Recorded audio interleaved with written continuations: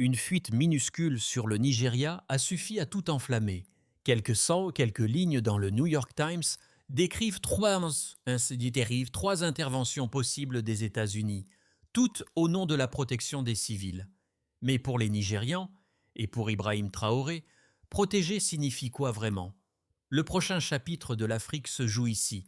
Dans cet épisode, l'histoire du Nigeria n'est pas racontée comme un simple dossier de sécurité, mais comme un test de souveraineté à l'échelle d'un continent. Le point de départ est si modeste, une fuite, trois options militaires sur le papier.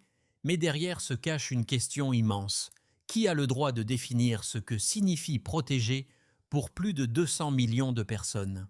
La vidéo suivra le trajet de cette fuite, des couloirs sans fenêtres du Pentagone jusqu'aux rues de Lagos et de Maiduguri, pour montrer comment chaque formule officielle se transforme en réalité concrète, du prix du carburant au convoi humanitaire pris pour cible. Elle mettra en parallèle les promesses de protection des civils et les cicatrices encore ouvertes de la Libye, de la Somalie ou du Mali, où chaque intervention a laissé derrière elle une nouvelle couche de méfiance.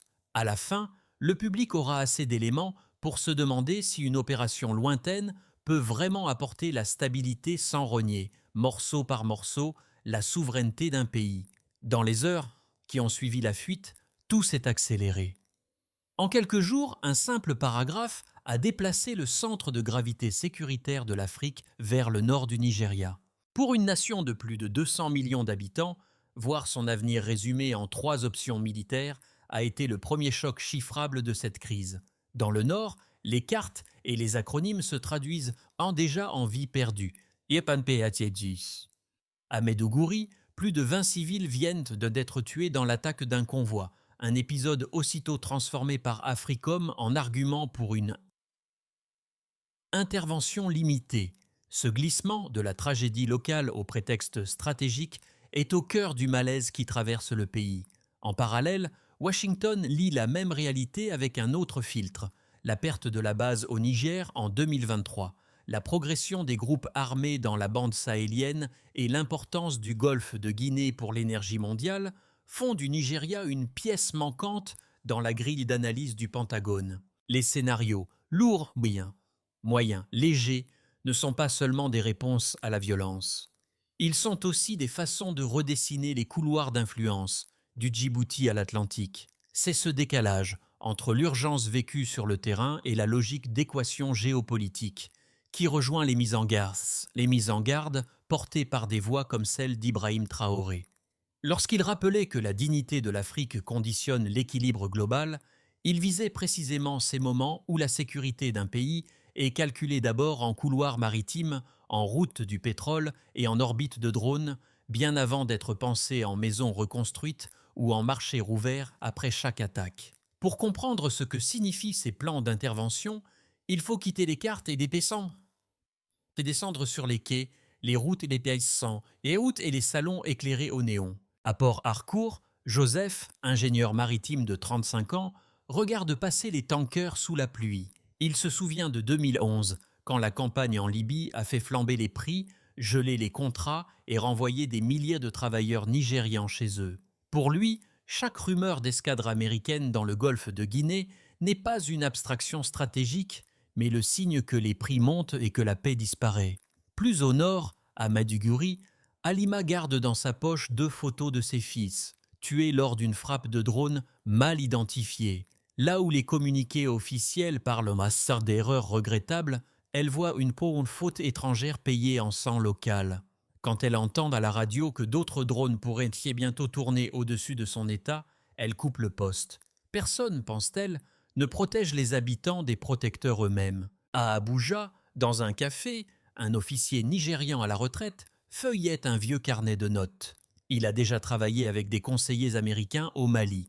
On appelait cela partenariat, raconte-t-il, mais les ordres venaient de l'extérieur et les responsabilités restaient sur les épaules locales. Chaque victoire semblait glisser dès que la mission changeait de cap politique. Mis bout à bout, Joseph, Halima et cet ancien officier illustrent ce que craignent de nombreux Africains, y compris ceux qui écoutent des figures comme Ibrahim Traoré.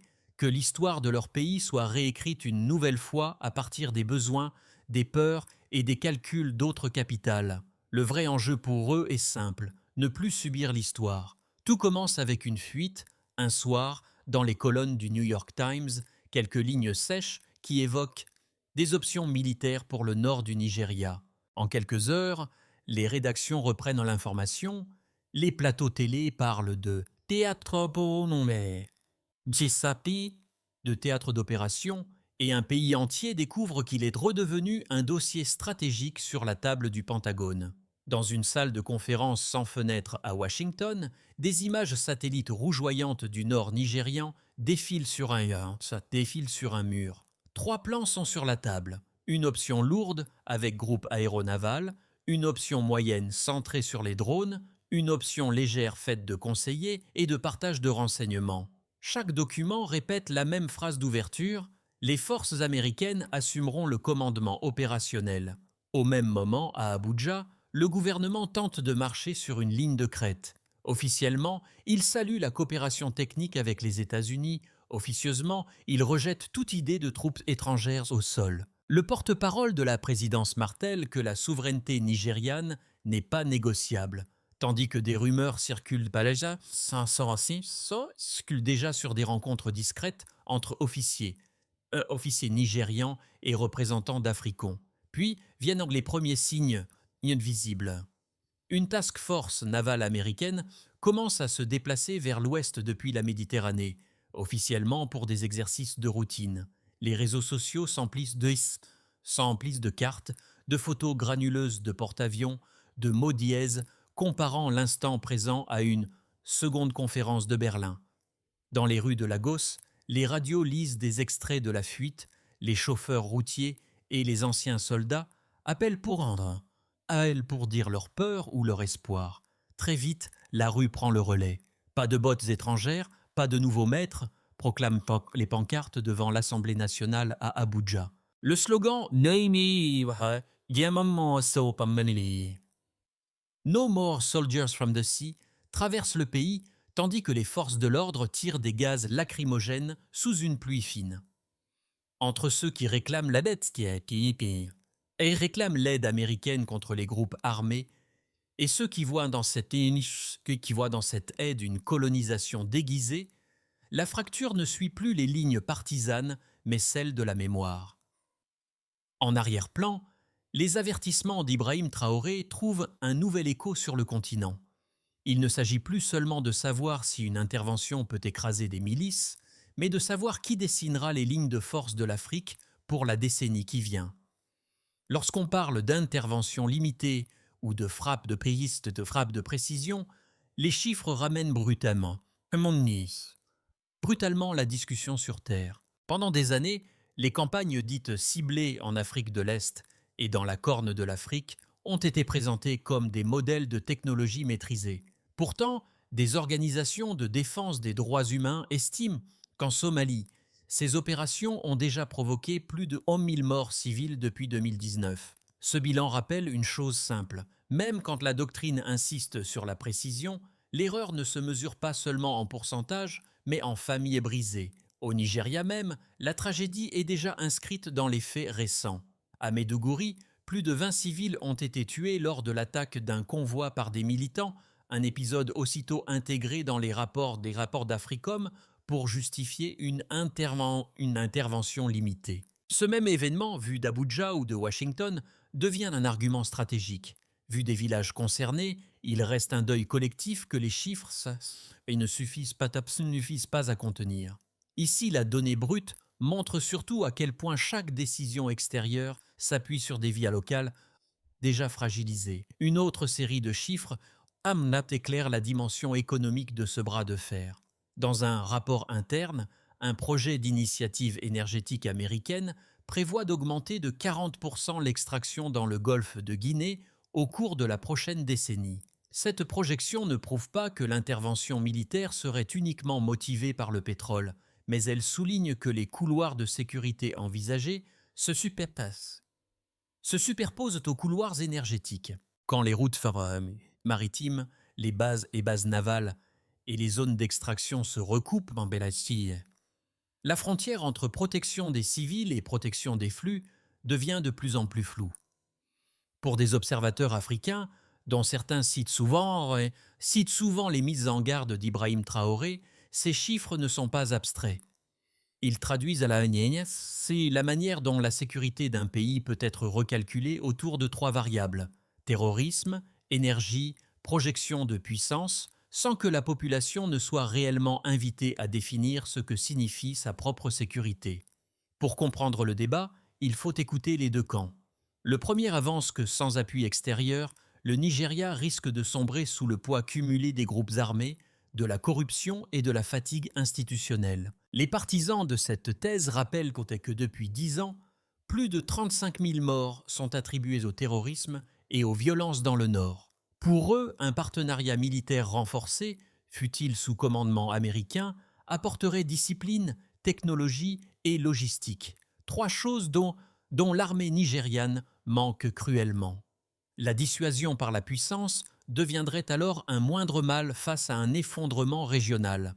En face, les opposants rappellent une autre statistique. Dans chaque pays où la coopération militaire étrangère a pris le dessus, du Mali à la Libye, la stabilité promise a duré moins de 5 ans. Ils invoquent la souveraineté mais aussi la mémoire.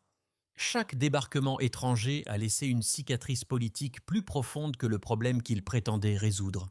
Et surtout, ajoute-t-il, une sécurité importée n'enseigne pas à se défendre soi-même. Entre ces deux visions, le dilemme est moins technique que moral. Accepter l'aide, c'est admettre sa vulnérabilité et risquer de la transformer en dépendance. La refuser, c'est s'exposer à la prolongation du chaos et aux pertes humaines qui en découlent. Le choix devient alors une équation sans solution parfaite. C'est ici qu'intervient l'idée défendue par Ibrahim Traoré: une souveraineté partagée est déjà une souveraineté amputée. Ces mots, souvent cités à l'ONU, rappellent que la coopération n'a de sens que si elle préserve la capacité des nations africaines à décider quand et comment elles se défendent. Autrement dit, la paix ne peut être livrée comme un service. Elle doit être construite comme une compétence. La souveraineté a un prix. Souveraineté. Au milieu de cette séquence, un basculement se produit. Ce n'est plus seulement l'éventualité de frappes ou de conseillers étrangers qui inquiète, mais la manière dont le Nigeria est parlé, décrit, négocié loin de lui. Sur les plateaux télé occidentaux, la carte du pays se couvre de flèches et de sigles. Au même moment, dans les rues d'Abuja et de Lagos, les manifestants brandissent des pancartes qui disent simplement « Notre douleur n'est pas votre mission ». Ce contraste rappelle les avertissements d'Ibrahim Traoré lorsqu'il expliquait que sans dignité africaine, aucun équilibre mondial n'est durable. Ici, la dignité se joue dans des détails apparemment mineurs. Un porte-avions présenté comme exercice de routine, un rapport énergétique qui projette plus 40% d'extraction dans le golfe de Guinée, un communiqué qui parle de partenaires sans jamais citer la voix des habitants. À ce stade de l'histoire, le véritable point de rupture n'est pas encore une bombe ni une invasion. C'est la prise de conscience, au Nigeria comme ailleurs en Afrique, que chaque intervention acceptée sans condition redéfinit un peu plus qui décide de la sécurité, du ciel jusqu'au prix du pain. Pour mesurer ce que cette crise change vraiment, il faut la regarder à hauteur d'hommes et de frontières, pas seulement à hauteur de drones. Pour les Nigérians ordinaires d'abord, les répercussions se lisent dans le quotidien. La rumeur d'une intervention fait déjà monter les prix du carburant, raréfie certaines marchandises et nourrit une angoisse diffuse. Dans les marchés, on parle moins de géopolitique que de factures. Si les navires de guerre restent longtemps dans le golfe de Guinée, les transporteurs augmentent leurs tarifs, les produits importés suivent, et chaque hausse devient un argument de plus pour ceux qui disent que la protection étrangère coûte toujours plus qu'elle ne rapporte. Dans le Nord, où les villages se relèvent à peine d'attaques répétées, la perspective de nouveaux survols de drones ravive les traumatismes des frappes mal identifiées. Pour les entreprises et l'économie, l'effet est plus subtil, mais tout aussi réel. Les investisseurs étrangers scrutent les cartes des risques. Une zone présentée comme Probis Samai, prochain théâtre d'opération, devient rapidement une zone où l'on hésite à signer des contrats à long terme. Les ingénieurs comme Joseph voient les chantiers suspendus au rythme des annonces de Washington, quand un simple intitulé d'exercice naval peut se traduire par des semaines de paralysie dans les ports. La promesse d'un boom énergétique de 40% dans le golfe de Guinée ressemble alors autant à une opportunité qu'à une mise sous tutelle des ressources. Pour l'État nigérian, la conséquence la plus dangereuse est politique. Dès qu'un pouvoir accepte une aide sécuritaire massive sous commandement extérieur, il devient plus difficile de dire non plus tard. Chaque accord technique, chaque présence temporaire peut être perçue par la population comme une cession de souveraineté. Dans un parlement déjà divisé entre ceux qui invoquent la menace de Boko Haram et ceux qui se souviennent du passé colonial, le simple soupçon de négociations secrètes avec Africom suffit à creuser la méfiance. Enfin, pour la région et le continent, l'affaire Nigeria devient un précédent. De Bamako à Ouagadougou, où des voix comme celle d'Ibrahim Traoré réclament une rupture avec les schémas d'intervention classiques, l'installation durable de forces américaines au Nigeria serait l'illustration parfaite de ce qu'elle dénonce, une Afrique dont la sécurité se décide en mer ou à l'étranger. Si le géant nigérian accepte une telle formule, beaucoup se demanderont comment des pays plus petits pourront défendre leur propre marge de manœuvre. Dans chacun de ces cercles, population, économie, État, région, la question reste la même. La sécurité gagnée vaut-elle la part de souveraineté perdue? Et plus le débat avance, plus une autre inquiétude apparaît, celle d'habituer les opinions publiques africaines à vivre sous un ciel où les décisions les plus décisives viennent d'ailleurs. Quand cette habitude s'installe, préviennent certains intellectuels, il devient très difficile de la renverser. À moyen terme, 3 chemins principaux se dessinent pour le Nigeria, tous imparfaits, mais suffisamment distincts pour mesurer ce qui est réellement en jeu. Dans le scénario de base, les États-Unis maintiennent une présence navale discrète au large et intensifient le partage de renseignements sans aller jusqu'à l'option lourde. Quelques frappes ciblées sont menées officiellement en soutien à l'armée nigériane, pendant que les conseillers étrangers se multiplient dans les États les plus touchés. Sur le papier, la violence recule par endroits, mais le pays s'habitue à vivre avec une couche supplémentaire de décisions venues de l'extérieur. La souveraineté reste proclamée, mais de plus en plus conditionnelle à la présence de partenaires. Dans le scénario optimiste, le choc de cette crise provoque un sursaut politique interne. Les manifestations obligeant le gouvernement à encadrer strictement toute coopération militaire, transparence sur les accords, limites claires aux frappes et refus explicites de bases permanentes. Des mécanismes régionaux, avec les voisins d'Afrique de l'Ouest, prennent davantage de place, et la question sécuritaire devient une affaire où l'Afrique parle d'abord avec elle-même avant de négocier avec Washington, Paris ou Pékin. L'ombre des porte-avions se fait plus légère, non parce que le risque a disparu, mais parce qu'un équilibre minimal a été imposé. Dans le scénario le plus sombre, la logique d'urgence l'emporte. Une série d'attaques meurtrières sert de déclencheur à une option militaire plus robuste. Les drones se banalisent dans le ciel nigérian. Les conseillers deviennent de facto co-commandants et la frontière entre assistance et copilotage se dissout. À court terme, certains groupes armés reculent. À long terme, la dépendance sécuritaire se transforme en réflexe. À chaque nouvelle crise, la tentation de appeler l'allié extérieur devient plus forte que celle de réformer les propres institutions du pays. Entre ces 3 chemins, beaucoup d'Africains, inspirés par des discours comme celui d'Ibrahim Traoré, plaident pour une 4e voie, celle où l'aide extérieure n'est ni fétichisée ni diabolisée, mais subordonnée à un principe simple.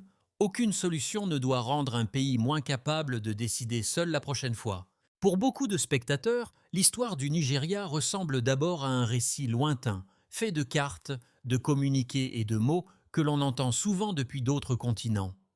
Pourtant, les questions posées ici touchent directement toute société qui s'interroge sur la manière dont elle accepte ou refuse que sa sécurité soit décidée ailleurs. Dans les grandes villes africaines, mais aussi en Europe ou en Amérique, cette crise réveille une inquiétude diffuse. Jusqu'où les États et ces mots sont-ils prêts à externaliser le risque, à déléguer la guerre à des alliés, à des drones, à des contrats, pour éviter d'affronter leurs propres contradictions internes?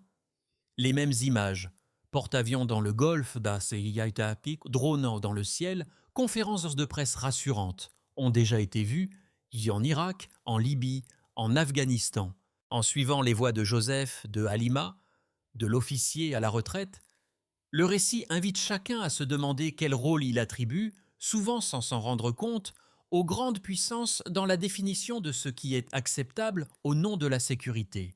Quand un pays est décrit comme trop important pour échouer ou trop stratégique pour être ignoré, cela sonne-t-il comme une protection ou comme un avertissement? Les interventions étrangères, rappellent des figures comme Ibrahim Traoré, ne sont jamais seulement des événements militaires, elles deviennent des miroirs moraux. Elles révèlent ce que chaque nation pense de la valeur de la vie des autres, de la hiérarchie implicite entre ceux qui protègent et ceux qui sont protégés. À travers le cas du Nigeria, c'est une invitation à regarder ces miroirs sans détournement de regard. À partir de là, la question n'est plus seulement ce que feront Washington ou Abuja, mais ce que les sociétés africaines peuvent maintenant mettre en place pour que toute coopération future ne se transforme pas en mise sous tutelle. Une feuille de route minimale peut se dessiner en quelques étapes. Première étape, rendre visibles les accords. Chaque engagement militaire ou sécuritaire devrait être publié, débattu au Parlement, contrôlé par des instances indépendantes. Tant que les bases, les survols, les échanges de renseignements restent enveloppés de secrets, la confiance demeure fragile et la tentation de passer outre la souveraineté populaire reste forte. Deuxième étape, renforcer les capacités régionales avant d'appeler les flottes lointaines. Des cadres communs entre pays d'Afrique de l'Ouest, qu'il s'agisse de formation, de renseignement ou de forces conjointes, peuvent limiter le réflexe de se tourner d'abord vers les puissances extérieures. C'est l'une des idées que des dirigeants comme Ibrahim Traoré défendent lorsqu'ils parlent de sa quête de sécurité pensée par et pour le continent. Troisième étape, lier toute aide à des objectifs de sortie. Chaque mission devrait commencer avec une date de réexamen, des critères clairs de retrait et des garanties que les compétences restent entre les mains locales. Sans cette culture de l'après, les interventions se prolongent au-delà de leur mandat initial et deviennent un paysage permanent. Quatrième étape, investir dans la mémoire civique. En documentant systématiquement les effets des interventions passées, réussites, échecs, dommages collatéraux, les sociétés africaines peuvent négocier à partir d'une base de faits et non de promesses. Là encore, l'insistance d'Ibrahim Traoré sur la dignité et la lucidité historique trouve un écho. Refuser l'oubli, non pour alimenter le ressentiment, mais pour éviter de répéter les mêmes dépendances. Une telle feuille de route n'abolit ni le risque ni la violence, mais elle redonne sonne une marge de décision aux pays qui, trop souvent, ne sont consultés qu'après coup. Quand la tempête médiatique se calme un peu, il reste des images plus discrètes que les cartes et les porte-avions. Joseph, qui ferme les grilles du chantier portuaire sous la pluie, Halima qui glisse les photos de ses fils dans sa poche, l'officier à la retraite qui referme son carnet de code. Pour eux, la décision n'est pas un débat abstrait sur l'équilibre des puissances, mais une question de survie digne. C'est à cette échelle que prennent sens les phrases d'Ibrahim Traoré sur la dignité africaine. Tant que la sécurité d'un pays dépend d'ordres venus, d'ailleurs, chaque succès militaire laisse derrière lui une inquiétude sourde. Et si demain, les mêmes avions ou les mêmes drones changeaient simplement de cible ou de discours? Une nation ne peut pas bâtir son avenir en se demandant chaque matin quel allié appuiera sur le prochain bouton. Le Nigeria se trouve aujourd'hui à ce point de bascule que beaucoup de sociétés connaissent déjà ou connaîtront. Soit accepter une protection qui ronge la souveraineté à petit feu, soit exiger une coopération qui renforce la capacité à dire non. Entre ces deux chemins, une phrase pourrait servir de boussole, reprise des discours de dirigeants comme Ibrahim Traoré, La protection sans respect n'est qu'une tutelle. Dans les rues de Lagos, un simple panneau résume peut-être mieux que tous les rapports. Nous ne haïssons personne, nous nous aimons assez pour dire non. À la fin, il ne reste ni missile tiré, ni victoire proclamée, seulement une question qui continue de flotter au-dessus du Nigeria et au-dessus de beaucoup d'autres pays. Qui doit payer le vrai prix de la souveraineté? Ceux qui vivent sur la terre ou ceux qui surveillent le ciel? Pendant que les navires restent au large et que les drones tournent peut-être dans la nuit, les marchés rouvrent, les enfants vont à l'école, les prières montent dans des quartiers parfois privés d'électricité. Rien n'a encore commencé, et pourtant quelque chose a déjà changé, le refus d'accepter que la paix ne puisse venir que de l'extérieur. Les mots entendus à l'ONU, de la bouche de responsables, comme Ibrahim Traoré, s'inscrivent désormais dans des pancartes, des débats, et des émissions de radio. Ce récit n'impose pas de réponse, il propose un miroir. Certains y verront une nécessité de protéger coûte que coûte, d'autres y liront une mise en garde contre les dépendances invisibles. La seule certitude est que l'Afrique, du Nigeria au Sahel, ne veut plus être seulement le décor des décisions des autres. Alors la question est de reposer, à voix calme. L'intervention apporte-t-elle la stabilité ou vole-t-elle la souveraineté? Et surtout, qui devrait en décider?